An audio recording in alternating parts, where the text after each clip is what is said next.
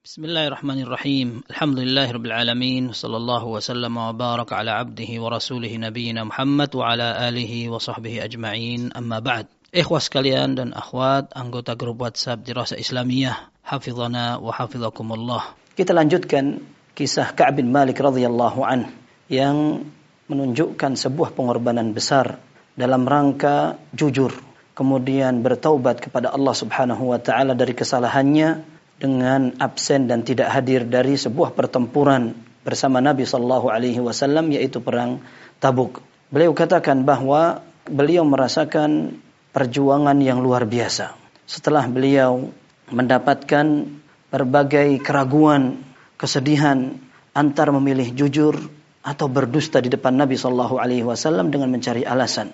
Akan tetapi setelah beliau memantapkan tekad untuk mengatakan saya harus jujur, dan sempat beliau ragu, akan tetapi menjadi kembali kuat tekad dan imannya ketika mendapatkan seorang kawan yang saleh dari seorang yang juga turut menghadiri perang Badar. Kini beliau mengatakan konsekuensi yang mulai dihadapi setelah keputusan Nabi sallallahu alaihi wasallam, qum hatta yaqdiyallahu fi amrik.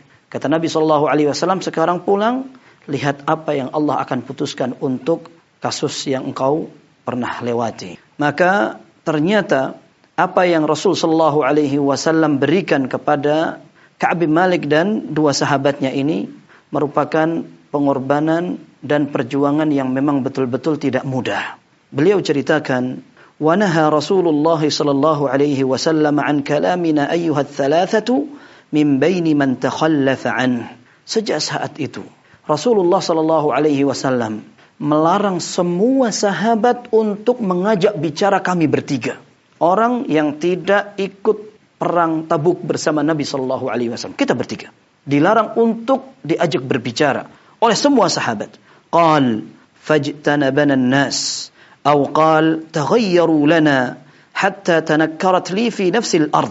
Kata Ka'ab bin Malik radhiyallahu anhu, maka semua kaum muslimin di kota Madinah mulai menjauh dari kami. Bahkan Ka'ab mengatakan, mereka semua berubah sampai tanah ini seperti aku tidak pernah kenal. Fama hiya bil ardil lati a'rif. Seperti negara atau kota ini tidak pernah aku datangi sebelumnya. Aku tidak pernah kenal kota yang aku tinggali sekarang dengan penduduknya yang mulai berubah dalam bersikap kepada kami bertiga.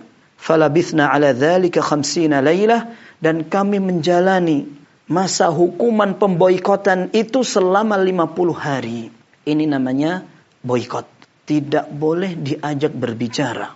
Dan ini merupakan sebuah syariat ketika seseorang memang pantas untuk diberi hukuman dengan tidak diajak bicara. Dan kita harus pahami bahwa hukum asalnya seseorang yang tidak menyapa, bermusuhan dengan saudara seislamnya atau apalagi saudara kerabatnya, dilarang dalam syariat. Kalaupun seandainya mereka tidak saling tegur sapa karena ada masalah, maka diberi dispensasi hanya maksimal 3 hari. Setelah itu tidak boleh lagi untuk melanjutkan tidak menyapanya atau permusuhannya. Rasulullah SAW dalam Sahih Muslim mengatakan, la yahillu li muslimin an yahjura akhahu fawqa 3 yaltaqiyan fayu'ridu hadha wa yu'ridu hadha wa khairuhuma alladhi yabda'u bis salam. Kata Nabi sallallahu alaihi wasallam, tidak halal seorang muslim untuk bersikap acuh tidak menyapa kepada saudara seislamnya lebih dari 3 hari. Berarti 3 hari ke bawah itu adalah bilangan maksimal. Setelah itu tidak boleh seorang saling mencuek-cuekkan atau tidak menyapa dengan saudaranya. Ini ketemu, cuek, menyingkir. Ini mungkir, tidak mau melihat dan sebagainya. Dan 2 orang yang lebih baik adalah orang yang memulai dengan ucapan salam. Dengan demikian, orang yang sedang dalam kondisi bersateru, tidak akur, dan itu sudah lewat 3 hari, ketika dia ingin memutus permusuhan itu, dia bisa putus dengan ucapan salam. Kalaupun seandainya saudaranya tidak peduli dengan salamnya, maka dia sudah bebas dari tanggung jawab.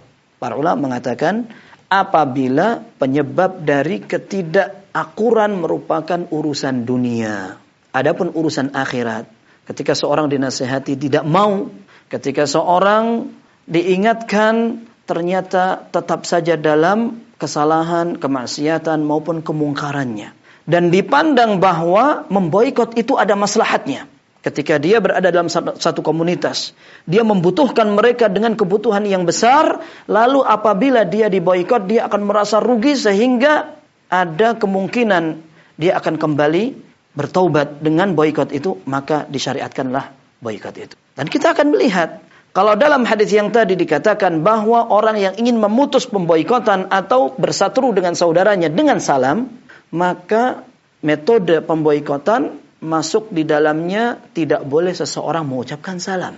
Apabila orang yang sedang diboikot mengucapkan salam, maka merupakan tuntunan dalam memboikot adalah tidak dijawab salamnya. Kita akan melihat bagaimana Rasulullah SAW memperlakukan Ka'ab demikian. Akan tapi harus digarisbawahi dan diperhatikan dengan seksama bahwa menerapkan ajaran dan tuntunan pemboikotan harus didasarkan kepada maslahat. Ketika seseorang memandang orang tersebut pantas untuk dihukum dan diperlakukan dengan pemboikotan, silakan. Akan tetapi jika tidak, maka tidak semua hukum dalam syariat ini pantas diberlakukan kepada seluruh kaum muslimin dengan sama. Karena bisa jadi orang yang baru saja mengenal Islam, orang yang baru mengenal sunnah, ajaran Islam dengan sesungguhnya, ketika diboikot dia justru lari. Dia kapok dari ajaran Islam. Oh, ternyata Islam itu angker, Islam itu keras. Aku tidak dipedulikan, dicuekkan, dicambakkan, dipojokkan. Ternyata Islam yang aku kenal tidak seperti ini. Lalu dia muncul sebagai orang yang kembali berbuat maksiat. Kesalahan ini bisa jadi disebabkan oleh orang yang salah dalam bersikap, dalam memperlakukan saudaranya. Kita lihat bagaimana Rasul SAW pernah menegur keras Mu'adz bin Jabal ketika beliau menjadi imam dan kepanjangan. Apa kata Nabi SAW? Inna minkum munaffirin. Sebagian kalian membuat orang lari dari Islam. Bagaimana dengan orang yang dengan mudah mengatakan orang ini ternyata ibadahnya tidak benar, penampilannya tidak mencerminkan seorang Islam, tidak menutup aurat. Sudah, kita boikot langsung.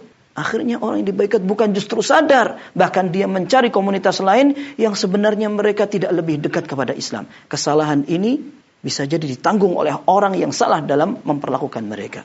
Maka kita kenal ada istilah hikmah, bijak dalam mengajari, dalam berdakwah, dalam menerapkan syariat Islam. Dan hikmah artinya adalah meletakkan segala sesuatu pada tempatnya. Rasul SAW bisa memperlakukan Ka'ab bin Malik radhiyallahu anhu dengan cara seperti ini selama 50 hari. Karena beliau tahu keimanan seorang Ka'ab, Hilal bin Murrah, dan juga saudaranya Murarah bin Rabi' al-Amri merupakan seorang sahabat yang kuat imannya, sehingga pantas mereka untuk diuji dengan seperti ini.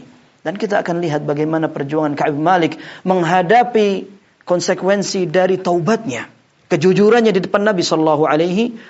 Beliau katakan sampai kita seolah-olah tidak kenal dengan negeri yang kita tempati. Orang semuanya tidak acuh, semua tidak menganggap kita ada. Beliau katakan, فَأَمَّا صَاحِبَيْ فَاسْتَكَانَا وَقَعَدَ فِي بُيُوتِهِمَا يَبْكِيَانِ. Adapun dua sahabatku, keduanya lebih banyak mengurung diri di rumah. Mereka sejak diputuskan oleh Nabi SAW, mereka lebih banyak tidak keluar. Wa amma ana, sedangkan aku, fakuntu asyabbal qaumi wa ajladahum. Di antara tiga orang itu aku paling muda dan aku paling kuat fisiknya. Fakuntu akhruj fa ashhadu as-salata ma'al muslimin wa atufu fil aswaqi wa la yukallimuni ahad. Aku tetap ikut salat berjamaah dan aku tetap keluar ke pasar untuk melihat kondisi masyarakat sekitar, tetapi tidak ada yang mengajakku bicara satu orang pun. Wa ati Rasulullah sallallahu alaihi wasallam fa usallimu alaihi wa huwa fi majlisihi ba'da as-salah fa aqulu fi nafsi hal harraka shafatayhi bi raddi as-salami am la. Dan aku terkadang datang untuk menemui Nabi sallallahu alaihi wasallam. Aku sengaja mengucapkan salam kepada Nabi sallallahu alaihi wasallam. Beliau dalam kondisi pada ibadah salat atau berada di majlisnya. Aku mengatakan pada diriku, aku ingin melihat apakah bibir Nabi SAW tergerak untuk menjawab salamku atau tidak. Thumma usalli qariban minhu wa usariquhu an-nazar. Kemudian aku sengaja salat berada di tempat yang dekat dengan Nabi SAW dan aku mencuri pandang. Fa idza aqbaltu ala salati nadhara ilayya wa idza iltafattu nahwahu a'rada anni. Tapi ternyata apabila aku sedang salat, Rasulullah SAW mau melirikku. Akan tetapi jika aku segera melihat pandangan beliau, beliau dengan cepat segera memalingkan pandangan dariku. Hatta idza tala dzalika alayya min jafwatil muslimin, hingga pada saat aku merasakan sikap dingin dan cuek dari kebanyakan kaum muslimin atau seluruh kaum muslimin, masyaitu hatta tasawwartu jidara haiti Abi Qatadah. Satu hari aku sampai menaiki atau memanjat tembok dari kebun sepupuku yang bernama Abu Qatadah Al-Ansari radhiyallahu an. Wa huwa ibnu ammi, dia adalah anak pamanku yaitu sepupuku. Wa ahabbun nasi ilayya, dia adalah orang yang paling aku sukai, aku cintai. Fasallamtu alaihi, dan aku ucapkan salam kepadanya setelah aku berhasil memanjat dinding tembok dari kebunnya. Fa wallahi ma radda alayya salam, demi Allah dia pun ternyata tidak menjawab salamku. Wa sallallahu wa sallama wa baraka ala abdihi wa rasulihi nabiyina Muhammad wa ala alihi wa sahbihi ajma'in walhamdulillahi rabbil alamin.